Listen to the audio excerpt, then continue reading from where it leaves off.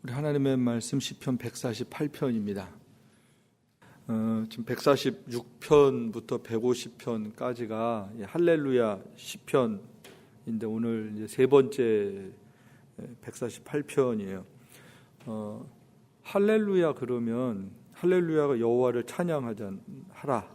그러니까 제가 할렐루야 그러면 여러분 여호와를 찬양하라 한번 해보세요. 할렐루야.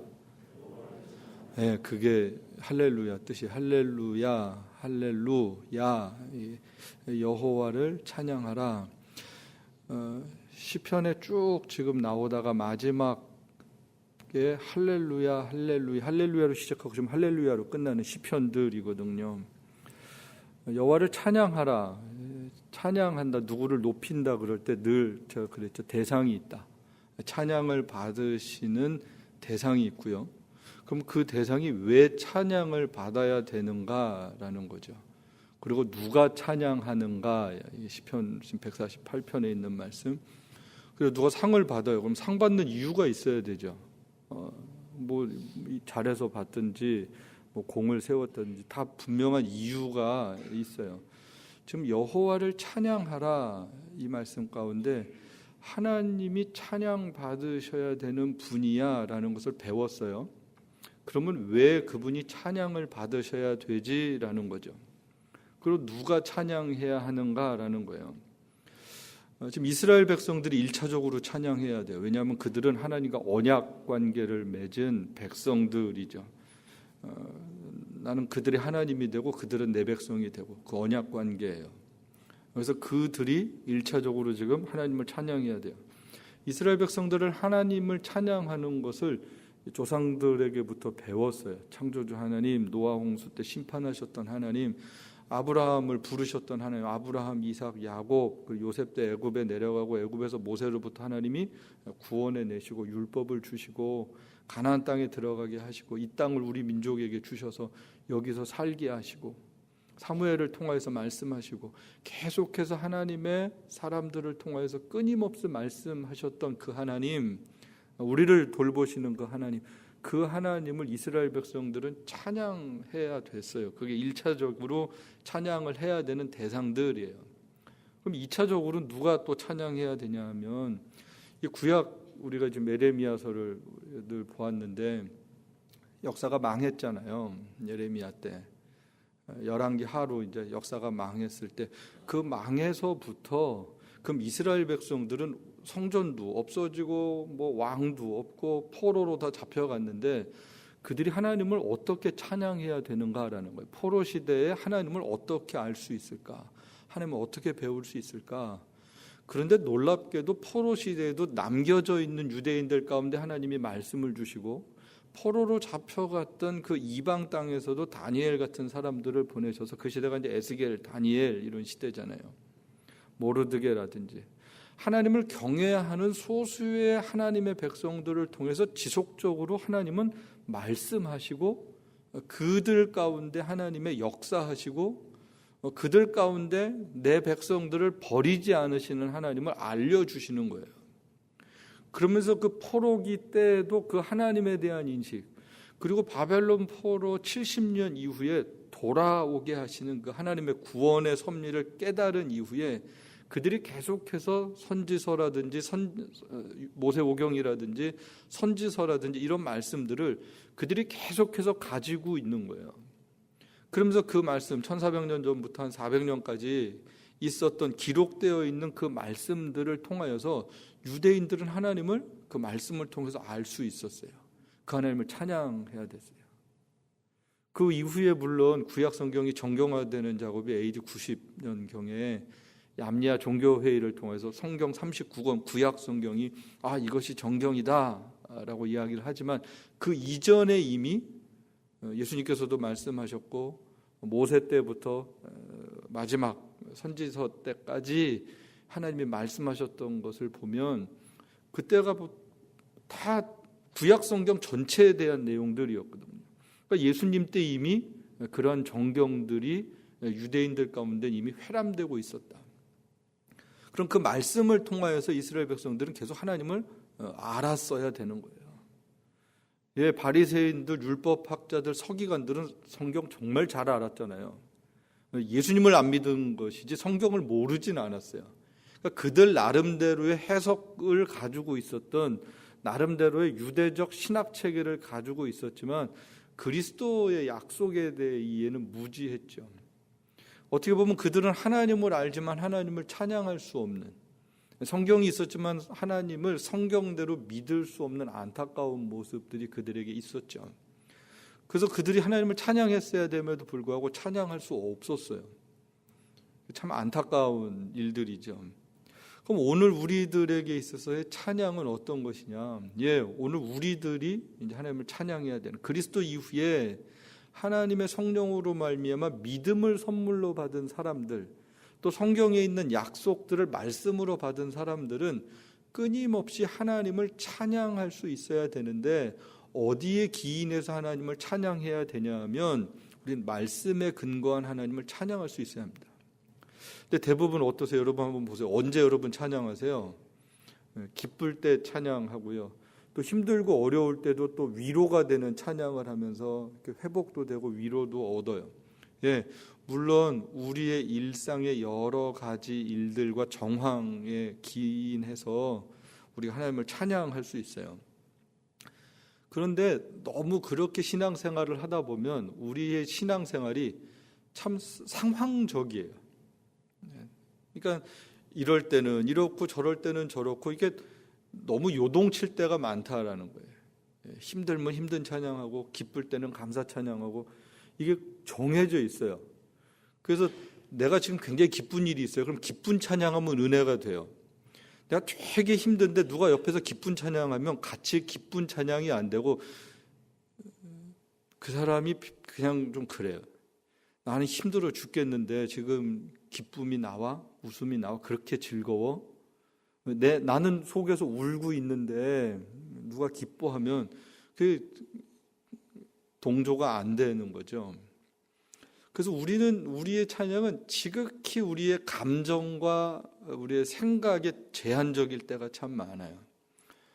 물론 다윗의 시편들을 보면 많이 그렇죠. 그 고난시라든지 여러 가지 회개시라든지 그 상황적 배경들이 있지만, 지금 이 시편 뒷부분의 146에서 50편까지의 할렐루야 찬양시들은요, 그런 우리의 상황적 찬양을 가르쳐 주지 않고요, 하나님의 속성에 기인해서 그분이 어떤 분인지를 설명하면서 찬양하라고 가르쳐 주고 있어요.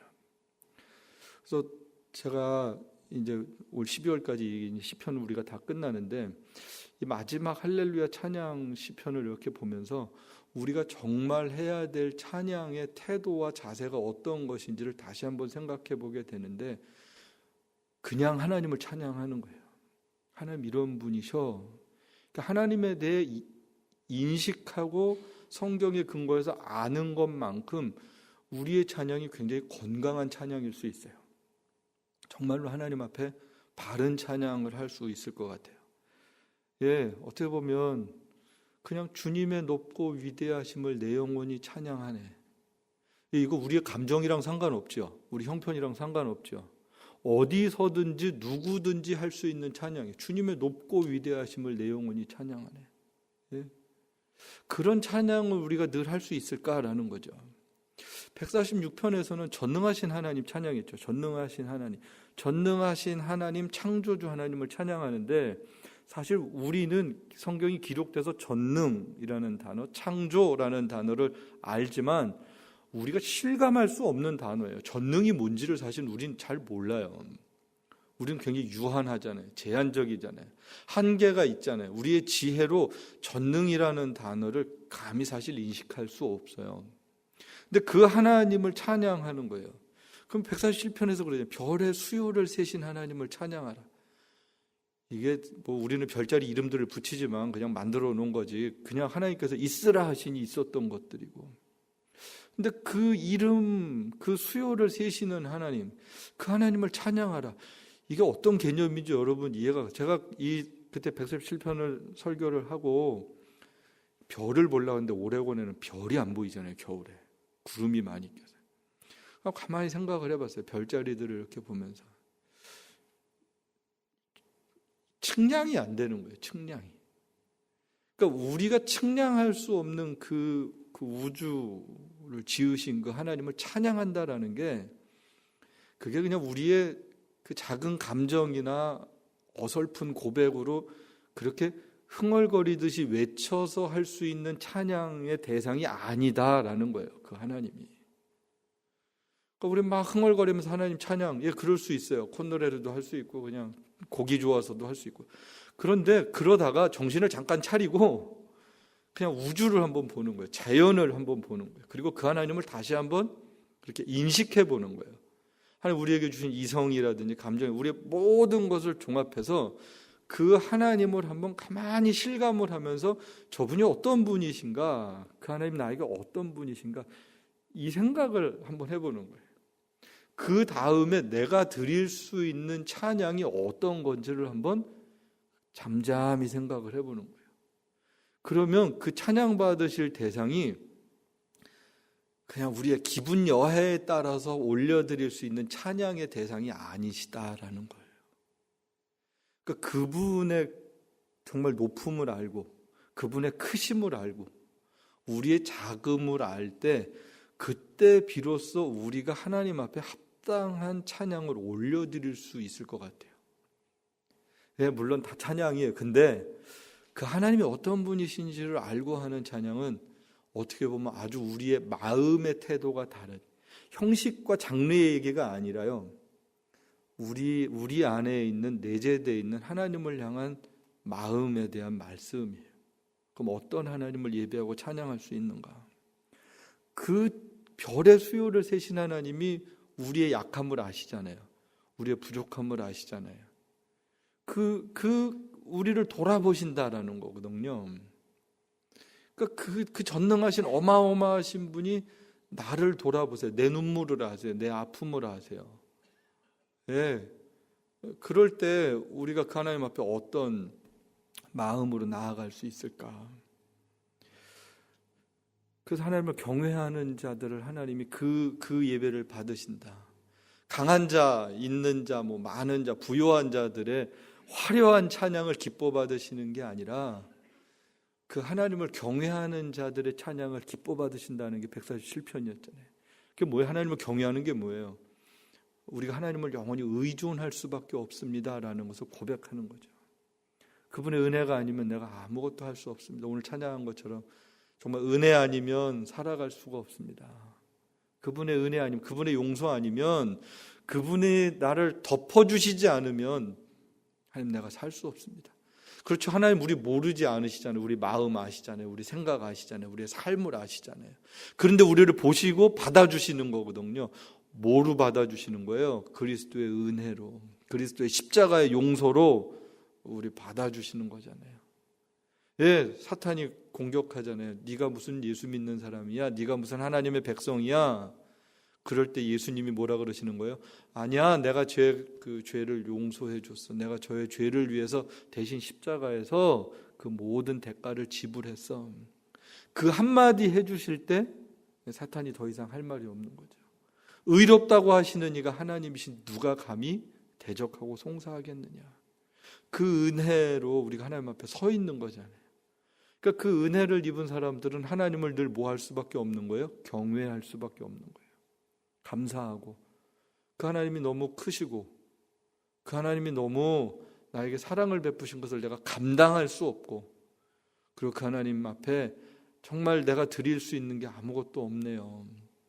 그거 고백하는 거죠. 그 하나님 경외하는 거죠. 의존할 줄도 알고 두려워할 줄도 아는 마음, 그런 마음으로 하루하루를 살아가는 게 경외한다라는 거예요. 148편에서는 찬양할지어다 이렇게 명령을 해요. 찬양할지어다. 너희들은 찬양할지어다. 천사들아 찬양하라. 예.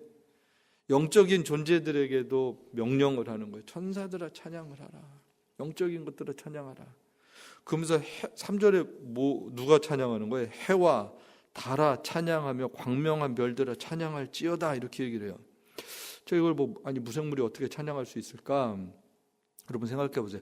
해와 달과 별은 어떻게 찬양하는 거예요? 그들이 막 소리를 낼 수도 없고 더 반짝거리 그런 것도, 태양이 그렇다고 막 찬양한다 그래서 열을 더 뿜어내면 우린 큰일 나잖아요. 그렇죠? 달이 알아서 딱 맞춰서 돌아야 되는데 갑자기 달이 막 돈대든지 그러도 큰일 나는 거잖아요. 그럼 이 자연계들은 어떻게 찬양을 하는 거예요? 하나님이 지으신 목적대로 존재하는 게 찬양이에요. 해는 빛을 발하고 있는 게 늘 하나님을 찬양하는 거예요. 달이 그 빛을 받아서 밤에 빛을 내는 게 찬양하는 거고요. 지구는 스스로 자전을 하고 공전을 하면서 이 자연계의 질서를 유지하고 있는 것이 하나님을 찬양하는 거예요. 그렇죠. 이 자연계가 하나님을 찬양하고 있죠. 여러분, 이 자연이 하나님을 찬양하고 있는 거에 대해서 제가 그렇구나. 이 자연계는 이 하나님이 지으신 목적대로 존재하는 것이 찬양이구나. 그러면 저와 여러분이 하나님을 찬양하는 게 뭐예요? 하나님 그러시죠. 우리를 뭐로 지으셨다고요? 나를 찬양하는 존재로 지으셨다. 하나님을 예배하는 존재로 지으셨다. 그런데 이게 문제예요, 문제. 다른 거는 다 말을 잘 듣는데 누구만 안 듣는 거예요? 사람만 말을 안 들어요, 사람만. 모든 자연계는 하나님의 질서 가운데 순응하고 있잖아요. 순종하고 있잖아요. 근데 하나님께서 자유의지를 주신 우리 인간들만 하나님을 찬양하고 싶을 때 찬양했다가 좀 괜찮으면 찬양했다가 조금 아니면 상태가 나빠졌다. 이게 왔다 갔다 거래. 늘 찬양하고 살아야 되는데 그러질 못할 때가 너무 많죠. 근데 하나님 우리를 지으신 목적이 분명하잖아요. 나의 찬양이 되게 하기 위하여서. 우리는 사나 죽으나 주님의 것이로다. 하이델베르그 신앙고백 처음이 우리의 사나 죽으나 주의 것이로다. 소리문답 처음이 뭐예요? 인간의 제일 된 계명이 뭐예요? 하나님을 영원토록 즐거워하는 거예요. 하나님을 영원토록 즐거워하는 그 예배고 그게 찬양이잖아요. 그게 저와 여러분의 존재 목적이죠. 왔다 갔다 거리는 게 아니라 늘 영원토록 변함없이 그 하나님과의 신실한 관계 속에 그분을 예배하고 신뢰하는 거예요. 세상이 변해도 나한테 이런저런 일들이 있어도 그거와는 상관없이, 상황과는 상관없이 환경에 무너지는 신앙생활이 아니라 하나님과 나와의 그 존재 목적으로 환경을 어떻게 보면 다 이기는 정도가 아니라 그냥 무시하고 살아버리는 거예요. 믿음으로. 그게 믿음의 삶이죠. 환경 때문에 믿음이 좋았다 나빴다 그러는 게 아닌 거예요. 우리 존재 목적이 그게 아니잖아요. 달이 두 바퀴 돌지 않는다니까요. 태양이 더 뜨거워지거나 식거나 그러지 않는다니까. 늘 일정해요. 자연계는 일정해요. 그 질서를 유지하는 것, 그게 하나님의 지으심대로였어요. 창조하신 대로. 근데 우리를 하나님께서 우리에게 정말 큰 은혜를 주신 게 자유의지. 스스로 우리가 의지적 결단을 해서 그 하나님을 예배하고 사랑하고 찬양하길 원하시는데 로봇으로 안 만드시고 그게 복이잖아요. 근데 우리는 그 자유의지를 가지고 하나님 잘 예배하지 않는. 그래서 여러분 어떨 때는 그럴 때 있죠. 하나님 나에게 자유의지를 주신 것이 참 무겁습니다. 그런 생각 들 때 여러분 있으셨어요? 자유의지를 안 주셨으면 참 내가 하나님 잘 섬겼을 텐데요. 전 그 전에 그런 기도 했었던 것 같아요. 왜 하나님 나를 이렇게 지어서 로봇으로 만드시지 그냥. 근데 하나님이 로봇에게 예배받고 싶지 않으시죠. 요즘에 이제 AI 로봇 나오잖아요. 걔네들이 우리를 돕고 우리를 도와주고 그게 과연 기쁠까? 영화들 나오는 거 보면 기쁘대요. 근데 그게 좀 큰일이에요. 사람 역할을 하는 거예요. 여러분 하나님이 그런 기쁨을 원하시지 않으셔서 저와 여러분에게 하나님의 형상으로 만드시고 하나님의 생기를 우리에게 불어넣어 주시고 우리에게 인격을 주시고 자유의지를 주셔서 하나님을 예배하게 하셨어요. 그게 정말 큰 축복입니다. 하나님이 인격적 관계를 하시고 싶어 하는 거예요. 그 전능하신 하나님이 우주를 지으신 그 별들을 다스리시는 하나님이 우리 같은 존재들의 예배를 받으시고 싶으셔서 우리에게 인격적 존재로 만드신 거예요. 여러분 믿으세요? 그게 놀랍지 않으세요? 그게 정말 놀랍지. 그게 얼마나 위험한 거예요. 어떻게 보면 우리가 하나님 잘 섬길 수도 있고 안 섬길 수도 있잖아요. 구약 성경을 보면 잘 섬기라 그랬더니 죄다 안 섬겨서 다 망했잖아요. 그럼에도 불구하고 하나님 우리를 믿고 우리에게 자유의지를 주신 거예요. 저는 그 하나님이 우리를 향한 그 믿음, 그 사랑이 참 이것 또한 우리가 참 이해가 잘 안 된다. 이해가 안 간다. 근데 하나님은 우리를 믿으시는 거예요. 내 백성, 내가 택한 내 백성이 나를 예배할 거야. 그 기다리시는 거잖아요. 탕자가 나가서 자식인데 기다리세요. 뭐를 믿기에 기다리시는 거예요? 돌아온다라는 것을 믿으니까 기다리는 거예요. 돌아온다라는 것을 믿으니까. 돌아오지 않는다라는 전제를 하면 안 기다려요. 포기하는 거예요. 근데 돌아오는 거예요. 왜요? 자녀니까. 그 관계 때문에, 생명적 관계 때문에 돌아온다라는 믿음을 갖고 아버지는 기다리는 거예요. 그리고 그 기다림 끝에 기뻐하는 거예요. 잔치하는 거예요. 그러니까 하나님의 마지막 그림이 그거예요. 저와 여러분의 마지막 그림이 뭐예요? 함께 잔치하는 거예요. 역사의 마지막이 뭐예요? 잔치하는 거예요. 요한계시록의 마지막에 보여주는 게 뭐예요? 어린 양의 혼인 잔치에 저와 여러분이 참여하는 거예요. 그 그림을 우리가 가지고 신앙생활하는 거예요. 그러니까 그 하나님을 찬양하라, 찬양하라. 시편 마지막에 그 하나님을 찬양하라. 해와 달과 별들아 찬양하라. 여호와의 이름을 찬양함은 5절에 그래요. 명하심으로 지음을 받았기 때문에 그런 거예요. 하나님의 명령으로 지음을 받았기 때문에 그래서 하나님의 존재의 목적을 이루어가는 거예요. 그게 우리의 의지의 산물이 아니라 하나님의 주권적 통치가 결국은 우리로 하여금 하나님께 돌아갈 것이며 하나님을 예배하게 할 것을 하나님이 아시고 우리에게 찬양하라 말씀하시는 거예요. 그러니까 저와 여러분은 어차피 찬양해야 되는 존재일 뿐만 아니라 찬양하도록 하나님이 늘 끊임없이 우리 안에서 말씀하고 역사하고 계신 거예요. 그러니까 우리가 언제 제일 기쁜 거예요? 그 하나님을 예배하는 삶을 살 때 제일 기쁜 거예요. 그때 제일 평안해요. 그때 제일 감사해요. 하나님의 은혜를 알고 있는 사람들은 그때가 기쁜 거예요. 모든 것이 이 자연이 창조적 순리를 따라서 가듯이 이 역사도 하나님의 역사의 순리를 따라가고요. 결국은 저와 여러분도 그 하나님의 부르심을 따라서 살게 됩니다. 살게 돼 있고요. 그래서 그 하나님의 백성들이 이 세상을 살아가는데 11절에 보니까 왕, 모든 백성, 고관, 재판관 다 하나님을 찬양해야 돼요. 역할이죠. 왕은 무슨 역할이에요? 하나님의 대리통치 역할이에요. 이 세상에 하나님의 나라를 이루어야 되는 그런 책임적 존재예요. 결정을 잘해야 되는 이런 사람들이 하나님을 찬양하는 건 어떤 거예요?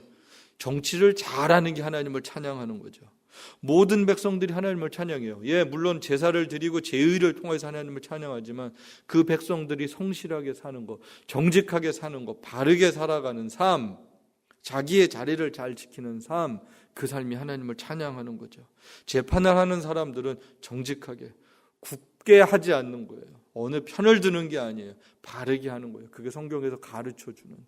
저울을 속이지 말고 재판관들이 재판 똑바로 하고 약한 자들 힘들게 하지 말고 있는 자들 편들지 말고 그게 그 사람들은 하나님을 예배하는 삶이었어요. 그거 가르쳐줘요. 총각, 처녀, 노인, 아이들 다 사회 구성원들이에요. 남녀노소 할 것 없이 하나님을 예배할 뿐만 아니라 그 사회 구성원으로서 책임을 다하면서 사는 삶, 그게 예배다라는 것을 가르쳐주고 있죠. 그게 제사장 나라로 부름받은 이스라엘 백성들의 삶의 원리였습니다. 출애굽기에 하나님께서 이스라엘 백성들을 구원하신 후에 제사장 나라의 사명을 주시면서 내가 택한 내 백성 제사장 나라의 삶을 살겠냐? 그때 이스라엘 백성들이 네 그렇게 하겠습니다. 약속 이후에 주신 게 뭐예요? 레위기를 주시고요. 민수기, 신명기에 있는 법들을 주시는 거예요. 그 백성이 어떻게 살아가야 되는지. 그런데요, 그 법의 내용들을 보면 아주 놀라우리만치 제의적인 법보다 더 많은 게 사회법이었어요. 세상법이었어요. 사람과 사람과의 관계 속에서 더 크게는 이방인들을 향하여서까지 이 세상이 어떻게 하나님의 백성으로 살아가는지 그게 모두가 다 제사장적 삶이었어요. 그게 예배였어요.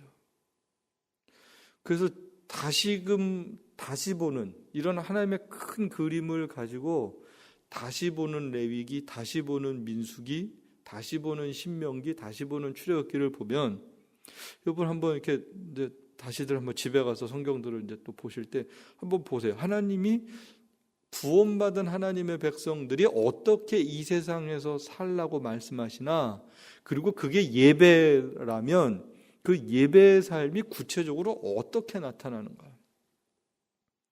그런데요, 굉장히 섬세하세요. 굉장히 아주 구체적이세요. 거기에 정신들이 있어요. 정신들. 제2법들은 그리스도에 대한 예표고, 그리스도가 오시면서 그 제2의 형태들은 남아있지 않게 되었어도 그 정신이 무엇인지는 우리에게 계속해서 알려주고 있듯이, 사회법에 있어서는 그 정신과 법의 내용들이 오늘날도 거의 하나님 나라의 백성으로서 그 가치가 실효적이다, 유효하다라는, 유효하다. 어떻게 보면요, 세상 법보다 더 높은 법이죠. 굉장한 법이죠. 그 법을 잘 지키고 살아가는 것이 하나님의 백성들에게 있어서는 제사장적 삶이었다라는 거예요. 근데 굉장히 놀라워요. 아주 놀라워요. 제가 요즘에 자주 반복해서 말씀드리잖아요. 구약 성경 선지서와 역사서를 다시 이해를 하게 됐다고. 다시. 그러면서 하나님이 원하시는 제의가 뭔가, 진짜 예배가 뭔가, 하나님 우리들에게 이 시대에 요구하시는 하나님의 나라가 어떤 나라인가.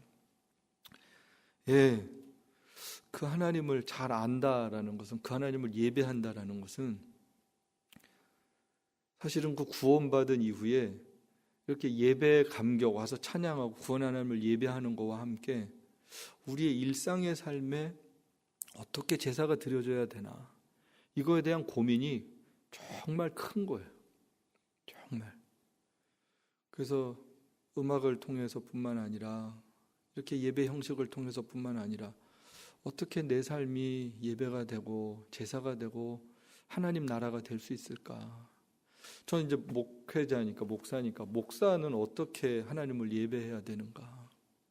그렇게 예배를 인도하는, 말씀을 전하는 이것뿐만 아니라 일상에서 어떻게 하나님을 예배해야 되는가? 제가 제일 잘 예배해야 되는 것이 뭐냐 하면요, 하나님의 말씀을 잘 연구하는 거예요. 그래서 여러분들에게 그 하나님의 말씀을, 그 하나님이 어떤 분이신지, 하나님이 원하시는 나라가 어떤 건지를 잘 여러분들에게 나누는 것이 제가 해야 되는 제일 큰 예배 가운데 하나예요. 또 하나는 성도들을 위한, 시대를 향한 하나님의 마음의 기도예요. 그게 또 제가 해야 되는 아주 중요한 예배예요. 여러분들은 여러분들 스스로에게 적용해 보세요. 내가 해야 되는 예배는 어떤 예배인가?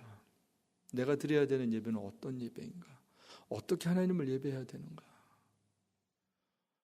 순서들이 있어요. 제가 지금 2가지만 말씀을 드렸는데 그 외에도 너무 많죠. 저와 여러분의 삶에 내가 어떻게 하나님을 예배해야 되는가? 13절에 그래요. 여호와의 이름을 찬양하라. 여호와라는 단어는 출애굽기에 나오잖아요. 출애굽기에 보면, 출애굽기 한번 보실래요? 출애굽기 3장 14절.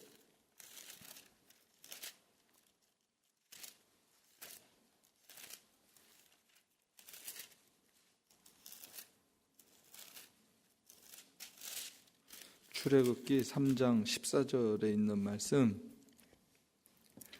모세에게 하시는 말씀입니다. 같이 보실까요? 하나님이 모세에게 이르시되 나는 스스로 있는 자니라. 또 이르시되 너는 이스라엘 자손에게 이같이 이르기를 스스로 있는 자가 나를 너희에게 보내셨다. 이 하나님, 여호와 하나님에 대해서 가르쳐주는 내용이에요. 하나님 누가 나를 보냈어? 너를 보냈어? 여호와 하나님 항상 살아계셔요. 스스로 계세요. 출애굽기 이 하나님은 궁극적으로 어떤 하나님을 가르쳐 주는 거예요? 출애굽기에 나와서 이스라엘 백성들에게 나는 스스로 있어 너희 조상들의 하나님이야, 아브라함의 하나님, 이삭의 하나님, 야곱의 하나님이야. 그 하나님은 약속하셨던 하나님이었어요. 가나안 땅에 대해서, 후손에 대해서. 그리고 그 약속을 이루시는 하나님에 대한 이야기예요. 그리고 출애굽기에서는 그 약속을 지키기 위해서 구원하시는 하나님. 그러니까 이 여호와 하나님, 그럼 구원의 하나님. 그리고 이 구원의 하나님이 결국은 백성들의 14절에 보니까 다시 그 시편 148편 14절에 보니까 백성들의 뿔을 높이신대요. 그건 뭐예요? 구원하셨다라는 거예요. 포로였어요. 노예였어요. 힘이 없어요. 스스로 살아갈 수 있는 자유를 누릴 수 있는 존재들이 아닌데 그들을 하나님이 구원하셨다. 그리고 그가 전능하신 하나님이 돌보신다라는 얘기는 그들을 높이셨다. 예, 우리 여기 계신 분들이 뭐 미국에 사니까 미국 시민권 갖고 있으면 어느 나라 가도 어느 나라가 아니네요. 요즘엔 이효성 장로님이 결국은 파키스탄 비자를 못 받아가지고 지금 못 가시거든요. 적성 국가들을 빼고 미국과 적대적인 나라들을 빼고는 웬만한 나라에 가면 뭐 웬만 그 패스포드 갖고 그냥 다 통과하죠. 하나님이 우리를 구원하셨다는 얘기는 신분적인 얘기예요. 하나님과 나의 관계, 어느 나라 백성이냐에 따라서 그 국력에 따라서 국민들의 그 모습들이 굉장히 달라지잖아요. 그 전에 우리 좀 나라가 힘이 없어가지고 한국 패스포드 갖고 이렇게 낼 때 당당하죠. 요즘에 와서 좀 당당한데 그런 거 비슷해요. 안 그래도 되는데 이게 이상하게 그런 마음들이 있어요. 하나님의 백성이 되었다는 얘기는요, 하나님의 권세와 그 권위와 그 돌보심의 능력이 나에게도 있다라는 거예요. 내 주위에 누구 있어? 내 주위에 누구 있어? 하나님이 우리 아버지야. 그게 하나님이 나를 구원하셨다는 얘기와 하나님이 우리 아버지라는 얘기와 그 하나님이 나의 구원의 뿔을 높이셨다는 얘기가 다 같은 얘기예요. 그러니까 그 권세를 가지고 살아가는 사람들은 그 다음에 예배는 나를 구원해 주셔서 감사합니다. 이게 1절이라면 2절은 그 자녀된 권세를 가지고 이 세상을 당당하고 멋지게 살아가는 게 예배죠. 하나님의 백성인데 당당하게 못 사는 거예요. 뭔가 이렇게 주눅 들어서 살고 뭐 구석에 가서 앉아 있고 그러면 그 아버지가 볼 때 어떻겠어요? 되게 속상하죠. 내 아들 구원해 놨는데 전능하신 하나님 우리를 구원해 놓으셨는데 그리고 당당하게 이 세상에서 하나님의 백성으로 살라고 그게 예배인데 그러지 못하고 그냥 이렇게 막 눈치 보고 살고 그렇게 사는 거예요. 그렇게 살면 안 되는 거예요. 그 예배가 아닌 거예요. 그래서 하나님이 세상에 있는 모든 창조된 것들이 다 당당하게 자기 역할을 하듯이 내 백성, 하나님의 백성들이 나와의 관계를 통하여서 그 당당함이 회복되어지고 그래서 그 존재의 의미와 목적을 가지고 이 세상 가운데 근사하게 살아가는 삶이 예배다라는 이야기를 시편 기자는 마지막에 하고 싶은 거예요. 뭐가 예배냐, 뭐가.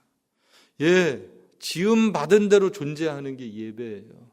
저와 여러분이 하나님의 구원을 받고 하나님을 예배하는 하나님의 당당한 자녀로 살아가는 그 삶의 자리가 예배가 되는 거예요.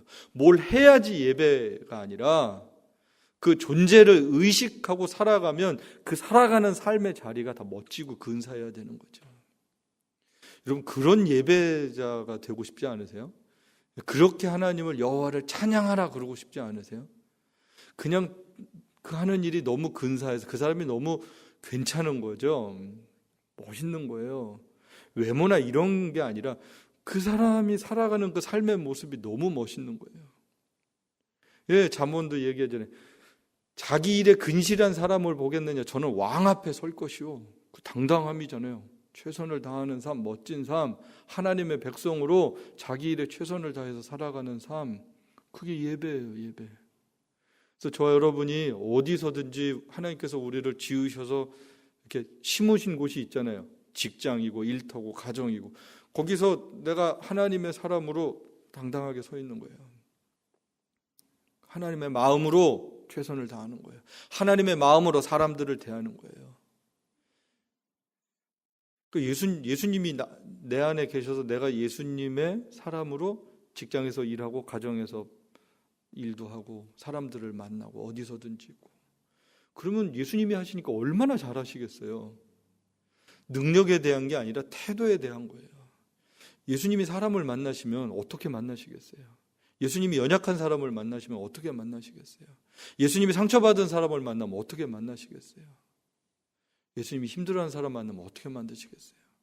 예수님이 찬양을 하면 어떻게 하시겠어요? 예수님이 설거지를 하면 어떻게 하시겠어요? 그런 마음으로 하루하루를 살아가는 거예요. 그러니까 뭘 해도 의젓하고 당당한 거죠. 뭘 해도. 여러분, 그게 예배고요. 그게 여호와를 찬양하는 삶이에요. 저와 여러분이 진짜 여호와를 찬양하는 삶. 예수님 우리 이 땅에 오셔서 진짜 하나님을 찬양하는 삶을 살도록 도와주시기 위해서, 우리를 구원하시기 위해서 이 땅에 오셨으니까 이 성탄의 계절에 그 하나님 기뻐하고 찬양하면서 기도해야 될 것이, 하나님 나를 구원하기 위해서 그 하나님이 그 높고 높은 보좌를 버리고 이 땅에 오셔서 인간의 모습으로 오시고 그 비천한 말구 위에 오시고, 그래서 우리를 구원하기 위해서는 그 하나님의 열심, 그 하나님의 마음, 그거 생각하면 못 갈 곳도 없고 못 만날 사람도 없고요. 하나님, 내가 그 은혜를 입었는데 나도 그 마음으로 살게 하옵소서. 그 구원의 하나님 기억하고 감사하고 찬양하며 살게 하옵소서. 저와 여러분, 이 성탄의 계절에 늘 그런 마음으로 하루하루 예배를 드릴 수 있게 되길 주님의 이름으로 축복합니다.